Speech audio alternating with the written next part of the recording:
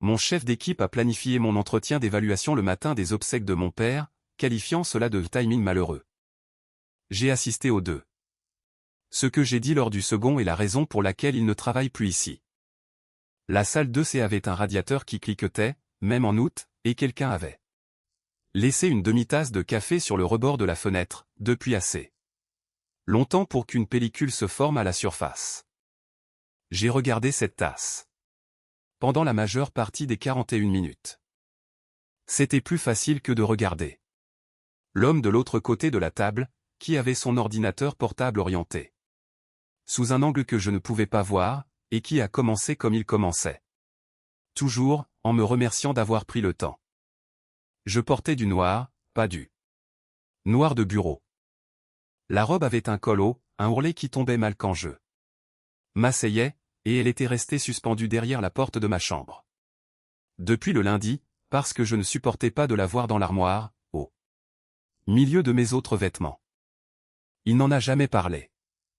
C'est l'élément sur lequel les gens m'arrêtent, quand je raconte cette histoire. Pas une seule fois, en 41 minutes, il ne m'a demandé pourquoi j'étais habillé ainsi, à 8 heures du matin, un jeudi. À 8h41, il a fermé son ordinateur portable à deux mains, de la façon dont on ferme un livre. Terminé, et il a dit qu'il savait que le moment choisi était regrettable. Puis, il m'a dit de conduire prudemment. Je suis arrivé à l'église à 10h04. Avec 26 minutes d'avance, ce qui représentait une marge plus importante, et de loin, que tout ce que j'avais pu avoir de la semaine.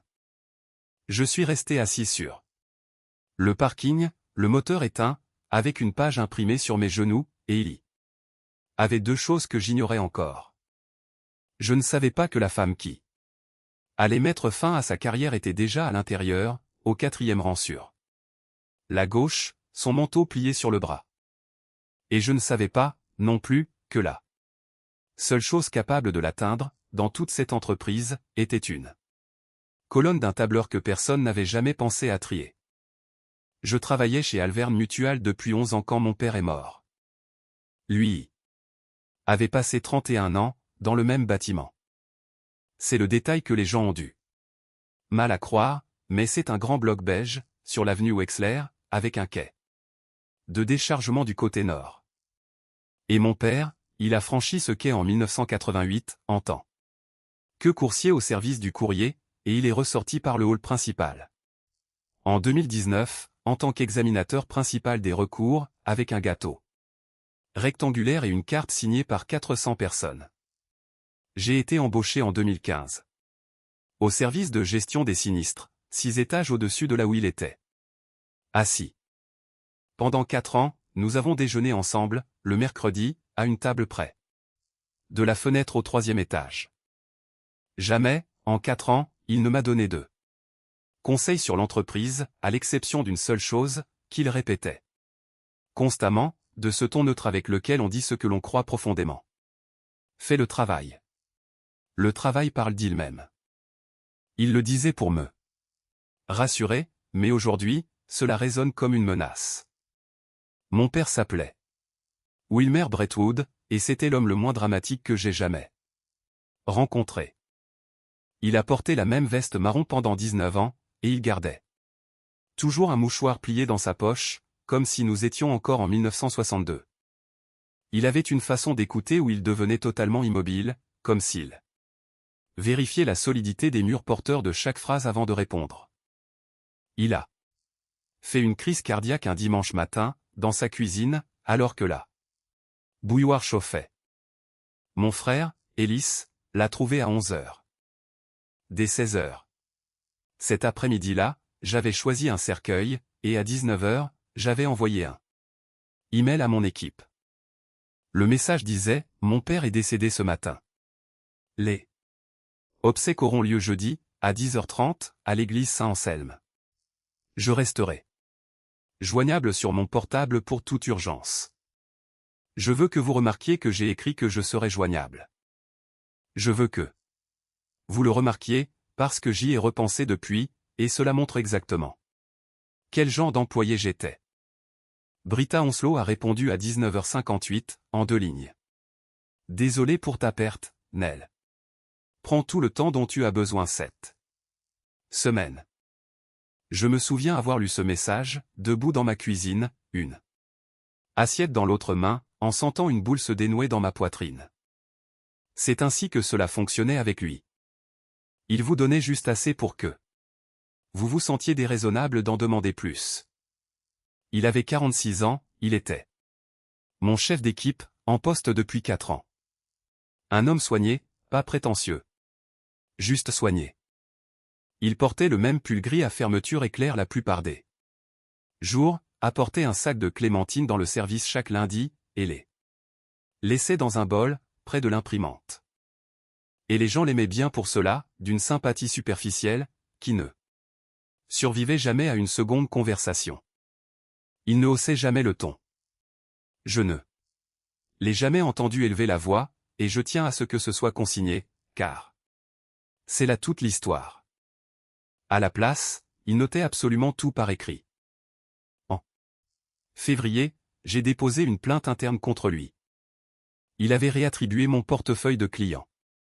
Ce portefeuille commercial que j'avais bâti pendant 6 ans, comprenant 41 comptes, des dossiers complexes dont personne ne voulait, a été transféré à un analyste junior, sorti de formation.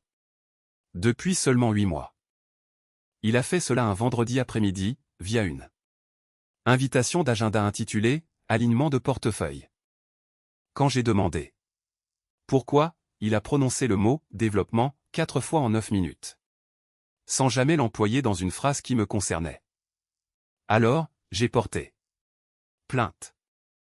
Il m'a fallu 2 semaines pour rédiger 8 paragraphes. Le 6 mars, le dossier a été classé, aucune violation des règles n'a été retenue, le manager ayant agi dans le cadre de son pouvoir discrétionnaire d'attribution des ressources, la plaignante étant informée de la décision et se voyant proposer une médiation. J'ai refusé la médiation. C'est également dans le dossier.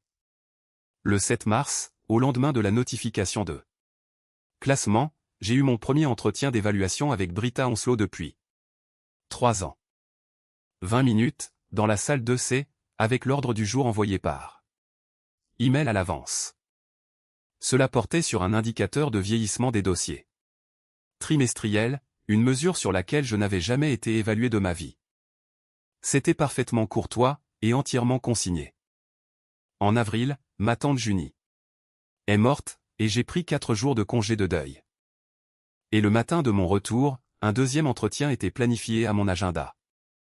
À nouveau sur le vieillissement des dossiers, avec, en plus, un nouvel élément. Appelé, réactivité pendant les périodes de garde. En juin, j'ai terminé le transfert de portefeuille au junior. J'ai signé la fiche de transfert à 13h40. Et dès 15h15, un troisième entretien est apparu. Même pièce, même ton, et les mêmes clémentines dans le bol près de l'imprimante, en sortant. 3 entretiens. J'en ai parlé une seule fois à une amie, au téléphone. Je me suis entendu prononcer ces mots à voix haute, il s'arrange toujours pour planifier des réunions les mauvais jours. J'ai réalisé comment cela sonnait. Alors je me suis tu, et je lui ai demandé des nouvelles de ses enfants. C'est cela, le piège. C'est le piège absolu, et c'est lui qui l'a construit. Il m'a fallu attendre le mois d'août pour en comprendre la structure. J'ai essayé.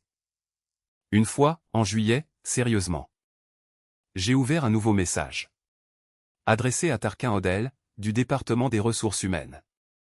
Je suis resté assise devant, pendant 50 minutes, un mardi soir, après le départ de tout le monde. Les lumières de l'étage fonctionnaient avec des capteurs de mouvement, si bien qu'elles s'éteignaient sans cesse, m'obligeant à agiter régulièrement le bras. J'ai réussi à écrire 3 phrases, je souhaite exprimer une préoccupation concernant la planification de mes entretiens d'évaluation. Depuis le classement de ma plainte en février, j'en ai eu 3, chacun dans les 24 heures suivant un événement personnel marquant. Je ne pense pas qu'il s'agisse d'une coïncidence. Puis, je me suis relu, et le problème m'est apparu comme une évidence physique. De cette façon si particulière lorsque l'on voit ses propres mots affichés dans une police d'écriture plutôt que dans sa tête. Chaque phrase ne parlait que de calendrier. Il n'y avait aucun comportement répréhensible là-dedans. Personne ne m'avait crié dessus, personne ne m'avait touché, insulté, menti à mon sujet. Ni écrit le moindre mot indéfendable dans un document officiel. Une personne raisonnable, lisant ces 3 phrases, imaginerait simplement une employée rancunière en train de compter les jours sur un calendrier mural. Quant à la 4e phrase, celle qui aurait dû suivre, celle qui disait « Je pense qu'il fait cela délibérément », elle ne pouvait tout simplement pas être écrite. D'abord, parce que je n'avais aucune preuve en dehors de ces 3 dates, et ensuite, parce que l'écrire aurait consigné le fait que j'étais le genre d'employé capable de porter de telles accusations contre son supérieur. 6 mois seulement après le rejet d'une première plainte. Je suis restée assise, les mains à plat de chaque côté du clavier, la poitrine serrée par une respiration courte et superficielle. J'ai alors compris, pour la première fois, toute l'arithmétique de la situation. Si j'envoie ce message, il suivra la même procédure que celle qui a classé le précédent. Ce processus audite ce qui a été dit, et ce qui a été fait. Il n'y a aucun champ pour indiquer le moment choisi. Il n'existe aucune case, sur aucun formulaire de chez Alverne Mutual, où l'on puisse écrire « La réunion s'est bien déroulée, mais… » Le choix du jour constituait le message en soi. J'ai tout effacé, et je suis rentré chez moi. Depuis, j'ai souvent pensé à cette autre version de moi-même, celle qui aurait cliqué sur « Envoyer ». Elle aurait reçu une autre lettre de classement 6 semaines plus tard, suivie d'un 4e entretien d'évaluation dès le lendemain matin, et elle aurait quitté l'entreprise avant Noël, sans que personne n'ait jamais découvert la fameuse colonne. L'invitation est arrivée à 23h52, le dimanche soir, entretien d'évaluation de milieu de cycle, jeudi à 8h, salle 2C, organisateur, B. Onslow. Dans le champ des notes, il y avait cette unique ligne, ne pas déplacer, fin de la période de cycle. En pièce jointe, un ordre du jour comportait 4 points de discussion. Les 3 premiers concernaient le vieillissement des dossiers, la qualité de la documentation, et les retours des parties prenantes. Le 4e point était rédigé ainsi, disponibilité et fiabilité au cours du premier trimestre, analyse de tendance. J'ai lu ce message 3 fois sur mon téléphone, dans le noir, le pouce suspendu au-dessus de l'écran, et j'ai fait ce que, j'imagine, la plupart des gens font, je lui ai trouvé une excuse. Je me suis dit qu'il gérait son agenda le dimanche soir. Je me suis dit qu'il s'était plongé dans sa boîte de réception pendant 2 heures pour organiser sa semaine, qu'il avait fait défiler une liste, et envoyé 9 invitations de ce type, la mienne n'étant qu'une parmi d'autres, et qu'il n'avait pas encore lu mon email de deuil. Je me suis dit que, lorsqu'il le verrait le lundi matin, il déplacerait lui-même le rendez-vous en s'excusant, et que je me sentirais bête d'avoir passé la nuit entière à serrer les dents. Puis, j'ai fait défiler l'écran vers le haut. Son message de condoléances était horodaté à 19h58. L'invitation, elle, avait été envoyée à 23h52. 3 heures et 54 minutes d'écart. Il avait déjà les détails des obsèques de mon père, la date, l'heure, et le nom de l'église, enregistrés dans son dossier des messages envoyés, lorsqu'il a ouvert son planificateur de réunion. Je me suis assise par terre, dans la buanderie. Je ne sais pas pourquoi la buanderie. Il y a un espace entre le sèche-linge et le mur, là où le carrelage est froid. Je m'y suis installé, le dos contre la machine, mon téléphone posé face contre terre sur mes genoux, et je suis resté là, si longtemps que la lumière automatique du couloir s'est éteinte. Le lundi matin, j'ai appelé les ressources humaines. Usra Ketleborg, correspondante RH, forte de 14 ans d'ancienneté chez Alverne, a pris mon appel à 9h30. Elle s'est montrée sincèrement gentille avec moi, ce qui, d'une certaine manière, était encore plus difficile à supporter. Elle m'a demandé comment j'allais, et elle a attendu une vraie réponse. Elle m'a dit 2 fois qu'elle était désolée pour mon père, et je sentais que c'était sincère. Ensuite, je lui ai expliqué la situation, tout en écoutant ma propre voix raconter l'histoire. Il a planifié un entretien d'évaluation pour jeudi, à 8 heures, ai-je dit. Les obsèques de mon père ont lieu ce même jeudi, à 10h30. Il y a eu un silence. Ce n'était pas un silence froid, mais le genre de pause où l'on sent que l'interlocuteur réfléchit vraiment. D'accord, a-t-elle dit. Est-ce que tu lui as demandé de déplacer le rendez-vous? L'invitation indique qu'il ne faut pas le reprogrammer. C'est une simple remarque, pas une règle d'entreprise. Elle écrivait au clavier. Nell, je veux être tout à fait franche avec toi sur ma position. La planification des réunions relève de la responsabilité du manager. Il n'existe aucune règle qui dicte le jour où un entretien d'évaluation doit avoir lieu, et je n'ai aucun règlement sous la main pour l'obliger à le déplacer. Ce que tu peux faire, en revanche, c'est formuler une demande d'aménagement par écrit. S'il la refuse, il devra justifier d'un motif professionnel sérieux. Envoie-lui un email, et mets-moi en copie. Et si ce motif professionnel est valable? Nouvelle pause, plus longue cette fois. Alors, ce motif est valable. A-t-elle conclu? J'ai rédigé le message le mardi matin, à 9h12. 4 phrases. Je l'ai lu 11 fois. J'ai retiré le mot « s'il vous plaît », je l'ai remis, puis je l'ai retiré. À nouveau. Je n'ai pas utilisé le mot « cruel » et je n'ai pas non plus parlé de « schéma répétitif », car j'avais appris, entre-temps, qu'à l'instant même où l'on emploie ce genre de terme, on leur offre l'argument idéal pour contester notre bonne foi. Il a répondu le mardi, à 16h40, c'est noté, et encore une fois, toutes mes condoléances. La période d'évaluation se termine ce vendredi. Et j'ai déjà dû déplacer 2 de ces entretiens pour tout caler. Je dois donc maintenir celui de jeudi. Je l'ai fixé à 8h plutôt qu'à 9h, afin que vous ayez suffisamment de marge ensuite. Prenez soin de vous. Je veux que vous compreniez bien ce que représente cet email. Il est compatissant, il est conforme aux procédures, il avance un motif professionnel, et il propose même une concession à ces 8h du matin, qui n'était en fait pas du tout une concession, puisque c'était déjà l'horaire indiqué sur l'invitation envoyée à minuit. Il n'a absolument rien modifié, tout en faisant passer cela pour un geste de bonne volonté, et il l'a rédigé sur le ton d'un homme attentionné envers mon emploi du temps de la matinée.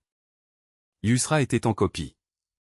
Elle n'aurait pas pu écrire la moindre ligne pour contester cet email, même si on lui avait mis un pistolet sur la tempe. Je suis resté devant mon ordinateur ouvert, et j'ai essayé, très sincèrement, de rédiger une réponse qui rende le problème évident. Toutes les versions que j'écrivais finissaient par donner l'image d'une personne qui se plaint d'un planning. Absolument toutes. J'ai réussi à écrire « La planification de ces entretiens a été, de manière systématique, puis je me suis arrêté. Je pouvais déjà imaginer la personne qui recevrait le message, je pouvais visualiser l'expression de son visage. J'ai refermé l'ordinateur. Je suis allé chercher mon costume chez le teinturier, et la femme derrière le comptoir m'a demandé si j'allais à un bel événement, ce à quoi j'ai répondu que oui. Le mercredi après-midi, j'ai pris l'escalier depuis le 6e étage parce que l'ascenseur était plein. Nadia Okonkwo se tenait sur le palier du 4e, son badge entre les dents, un dossier sous le bras. C'est une experte en sinistre. Senior, elle a 19 ans de plus que moi, elle est d'une intelligence redoutable. Et fait partie de ces personnes qui connaissent les rouages de l'immeuble dans les moindres détails. Nous n'avions jamais été proches. Elle s'est arrêtée en me voyant, et elle a eu ce léger mouvement de tête que les gens font pour les enterrements, alors que la cérémonie n'a pas encore eu lieu. Tu es là jeudi, a-t-elle dit. Ce n'était pas une question. À 8 heures. Elle est restée silencieuse un court instant, puis elle a passé son dossier d'un bras à l'autre. Il a fait la même chose à Dove Ferreira, a-t-elle ajouté, il y a 2 ans. L'épouse de Dove devait subir une opération, la seconde, et Dove a eu son entretien le matin même des examens préopératoires. Et il y a eu Winnie Latimore, encore avant cela. Pour Winnie, c'était une audience pour la garde de ses enfants. Même pièce, même mot, la fin de période d'évaluation. Tous les deux sont partis. Volontairement, a-t-elle précisé, en accentuant ce mot de sa voix. En une seconde, tout mon être s'est redressé. Enfin, j'avais quelque chose. Un témoin, des noms, un schéma précis, quelqu'un qui l'avait vu faire à 2 reprises, et se souvenait de la formule employée. Nadia, ai-je demandé, est-ce que tu pourrais m'écrire cela? Pas une déclaration officielle, juste un email. Simplement ce que tu viens de me dire, exactement comme tu me l'as dit. Elle a regardé la porte de la cage d'escalier, puis elle m'a regardé. Envoie-moi un message ce soir, a-t-elle répondu. Je te répondrai. Je suis retourné à mon bureau, l'esprit en ébullition, d'une manière dont je ne suis pas fier. 4 jours seulement après la mort de mon père, avec mon costume noir suspendu à l'arrière de ma voiture. Je lui ai écrit un email court et mesuré, à 21h40 ce soir-là, disant simplement, pour faire suite à notre discussion, pourrais-tu consigner ce dont tu te souviens concernant la planification des entretiens d'évaluation de Dove et de Winnie? Et puis je me suis dit, parce qu'on se trouve toujours de bonnes raisons, qu'elle avait eu une longue journée, qu'elle avait besoin de temps pour y réfléchir, et qu'elle m'enverrait sa réponse le lendemain matin, probablement avec une faute de frappe. Car c'est ainsi que les messages les plus sincères arrivent. Elle a répondu à 6h12 du matin, Nell, j'y ai réfléchi, et je pense que mes souvenirs ne sont pas tout à fait exacts. C'est assez ancien, et je ne voudrais pas affirmer des choses qui ne sont pas tout à fait vraies. Je suis tellement désolé pour ton père. Je penserai bien à toi ce jeudi. J'ai lu ce message. Dans mon lit, dans la lueur grise du matin, la bouche bée. J'ai alors fait cette bêtise de taper, tu as pourtant utilisé l'expression fin de période d'évaluation, avant de l'effacer, puis d'écrire, je ne te demande pas d'accuser qui que ce soit, de l'effacer à nouveau, et de ne rien envoyer du tout.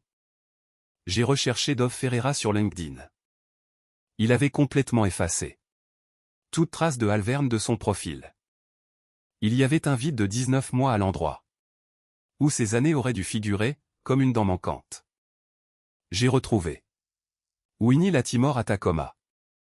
Je lui ai envoyé un message de 4 phrases.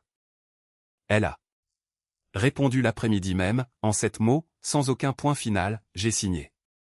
Un accord désolé bonne chance. Ma gorge s'est serrée si brutalement que j'ai dû baisser la tête entre mes genoux, assise à mon propre bureau, au milieu d'un open space bruissant du bruit de l'imprimante.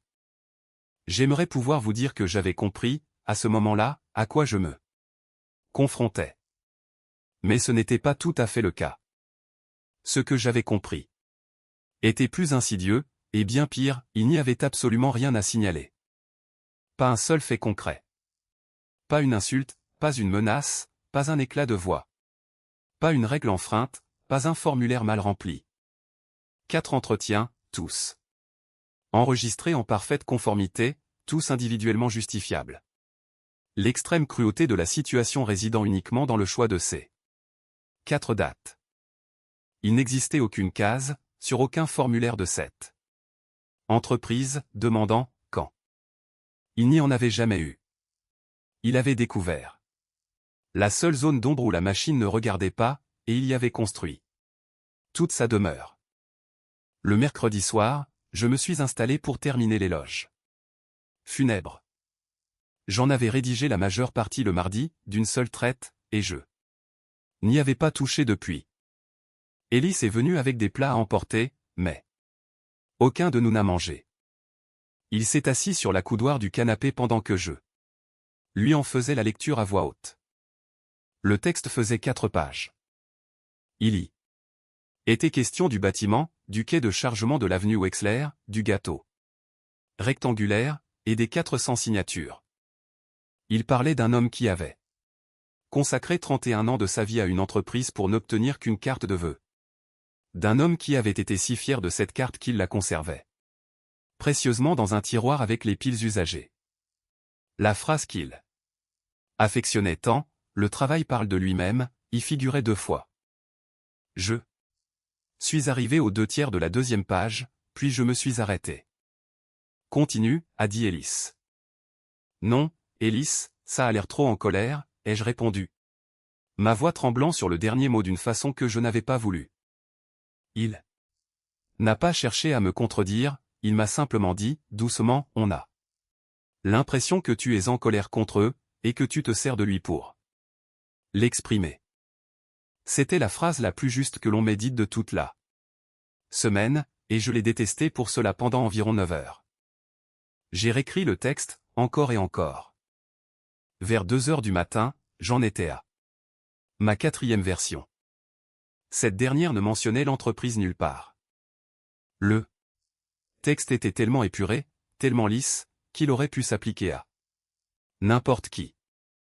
C'était le genre de paragraphe que l'on aurait pu lire à l'enterrement de n'importe quel homme, or mon père n'était pas n'importe qui. Je l'ai tout de même imprimé, car il fallait bien avoir un texte sous les yeux.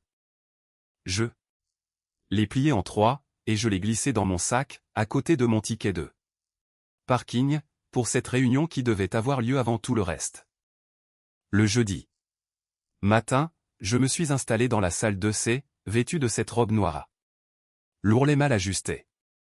Il avait prévu de l'eau pour moi. Il avait apporté 2 bouteilles, et en avait posé une à ma place, le genre de petit détail attentionné qui ferait très bonne impression dans un compte-rendu d'entretien.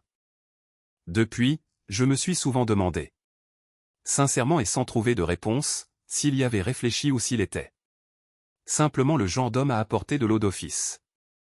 Nous avons abordé le vieillissement des dossiers, et j'ai répondu. Nous avons traité de la qualité de la documentation, et j'ai répondu. Mes réponses étaient tout à fait correctes. Je le savais. J'avais fait le travail, et les chiffres parlaient d'eux-mêmes. Nous sommes passés au retour des parties prenantes.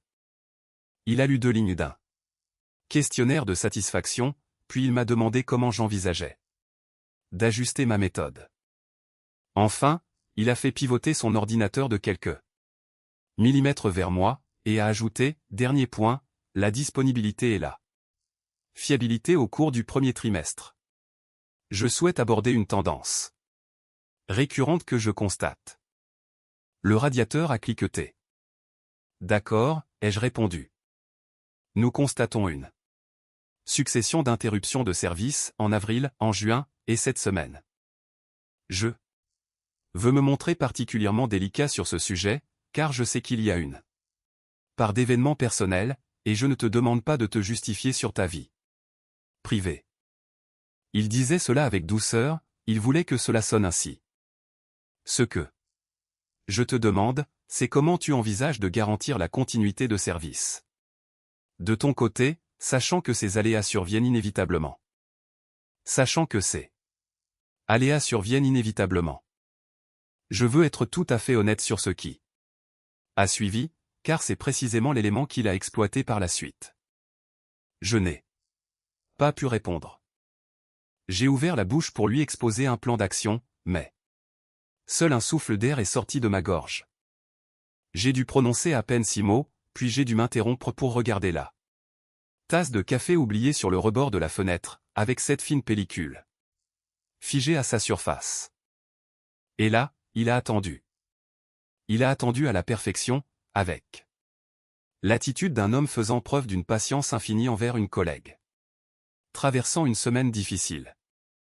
J'ai fini par dire, est-ce qu'on peut revenir sur ce point plus tard? Bien sûr, a-t-il répondu. Prends ton temps.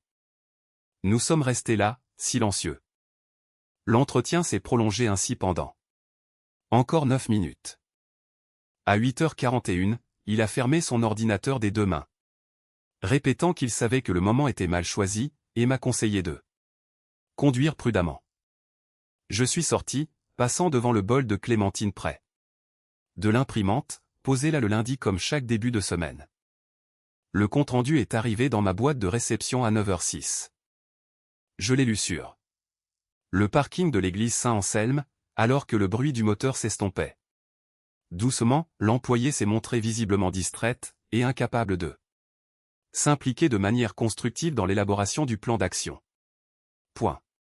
Numéro 4 reporté au prochain cycle. L'employé devra soumettre par écrit des propositions visant à fiabiliser la continuité de service avant la clôture. Chaque mot de ce paragraphe était rigoureusement vrai. C'est sur ce point que je souhaite attirer votre attention, il n'y avait absolument rien qu'un contrôleur interne aurait pu contester. J'étais effectivement distraite. J'étais belle et bien incapable de formuler des réponses construites. Il s'était contenté de transcrire fidèlement ce qui s'était passé dans la pièce, dans un style neutre. Puis il avait enregistré le document. C'est ainsi que ce rapport est devenu la 4e pièce du dossier, et c'est précisément ce 4e document qui transformait les 3 précédents en un schéma d'acharnement évident.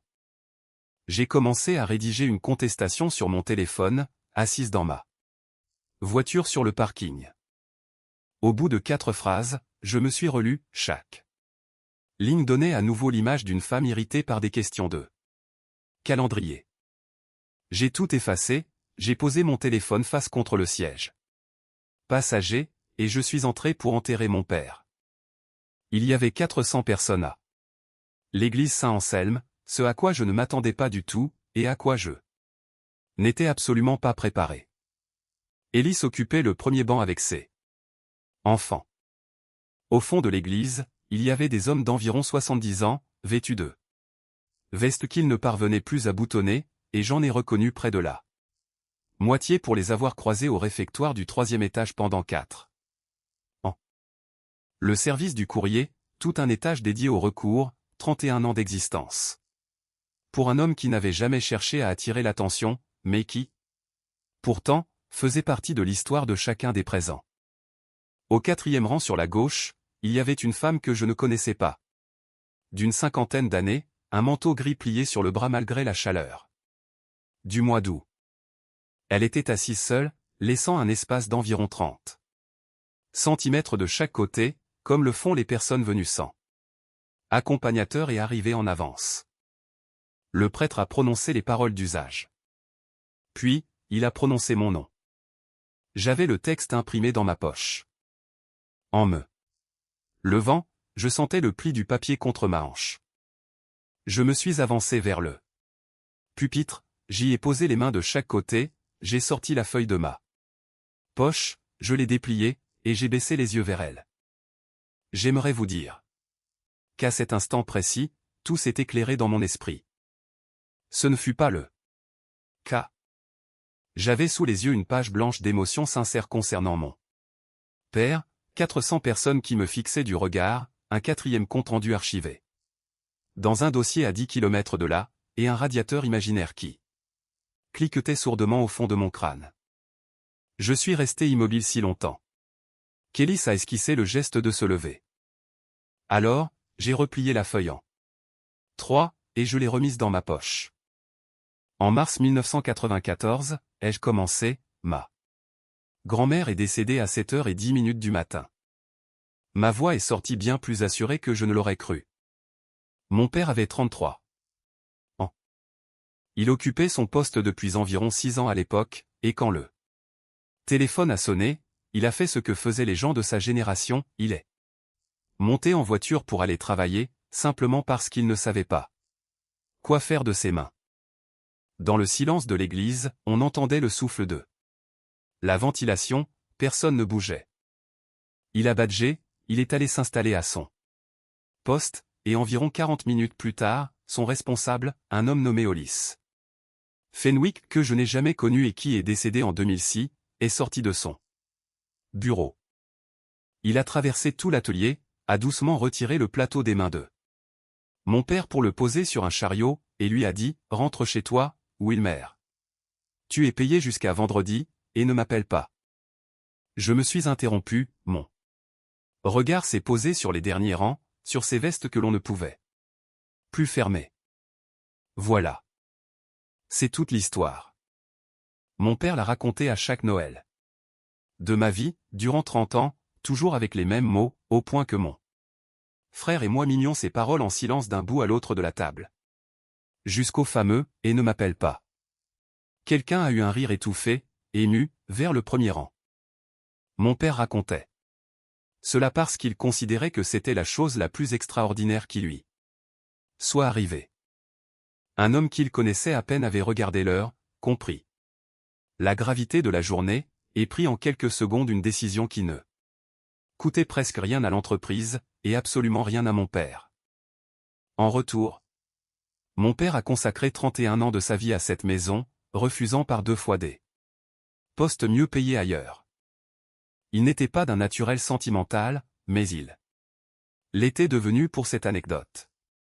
Un jour, je lui ai demandé pourquoi il était resté, et sa réponse a été brève, à cause de Fenwick. C'était toute ça. Justification, il n'a jamais cherché à élaborer davantage, estimant que cela allait de soi. J'ai posé ma main à plat sur le haut du pupitre. J'ai beaucoup pensé à cette histoire cette semaine, ai-je conclu, avant d'aller me rasseoir. C'est tout.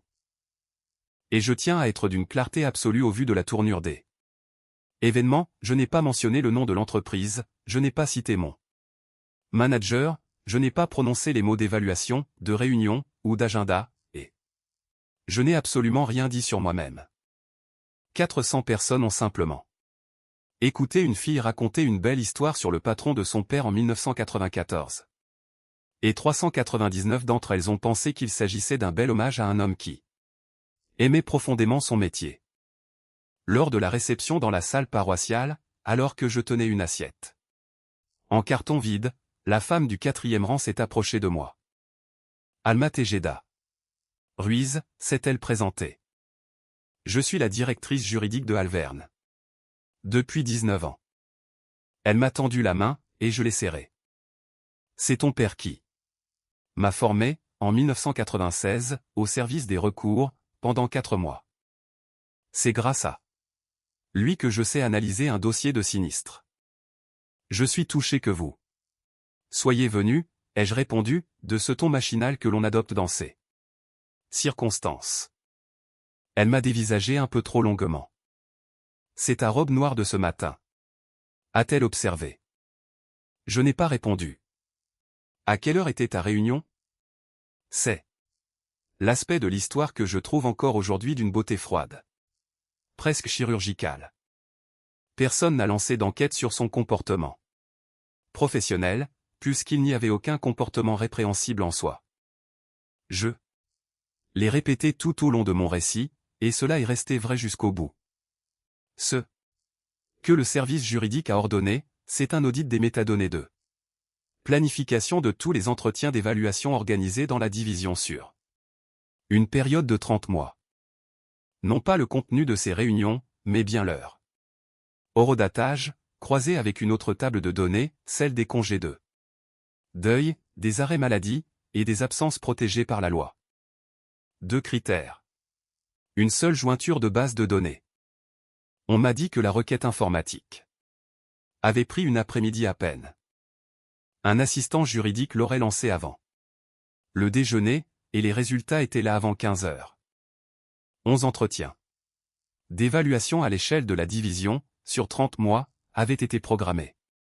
Dans les 24 heures suivant un deuil, un arrêt médical, ou un congé protégé. 9 d'entre eux étaient de son fait. Les 2 autres incombaient à un responsable du 2e étage, qui avait planifié un entretien un mardi sans savoir que son employé venait de faire une fausse couche dont personne ne l'avait informé. Et qui serait devenu livide en découvrant les statistiques. 6 semaines plus tard, Britta Onslow a été licenciée pour faute grave. Aucune indemnité de départ, aucune période de transition, et aucun email d'adieu. Adressé aux équipes.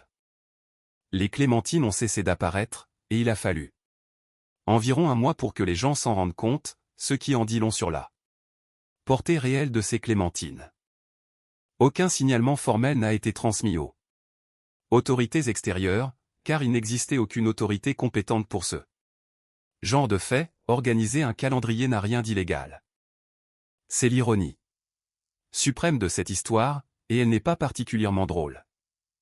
Il n'a enfreint aucun règlement officiel, mais cela ne l'a pas sauvé pour autant. Car, en fin de compte, l'entreprise qui ne disposait d'aucune case pour mesurer le moment choisi a fini par créer cette case, avant de l'observer à travers elle. Des mois plus tard, on m'a lu une ligne du rapport de conclusion, au cours d'un appel téléphonique confidentiel de la part de quelqu'un qui n'aurait probablement pas dû le faire. Cette ligne disait, le moment choisi n'était pas malheureux. Il a été délibérément sélectionné. Dove Ferreira et Winnie Latimore ont tous deux été contactés par des cabinets d'avocats externes, et ils ont obtenu des accords financiers pour un montant total cumulé de 210 000 $. Nadia Okonkwo ne m'a plus jamais reparlé de notre discussion dans la cage d'escalier, et je ne l'ai jamais évoqué non plus. Je ne lui en veux pas le moins du monde, je comprends parfaitement ce qu'elle cherchait à protéger, et j'espère qu'elle sait que je le comprends.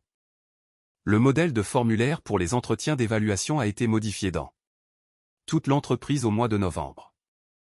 Il comporte désormais un champ obligatoire d'alerte en cas de conflit de calendrier, exigeant une validation hiérarchique de second niveau si la réunion est planifiée dans les 5 jours ouvrés suivant un congé ou une absence enregistrée.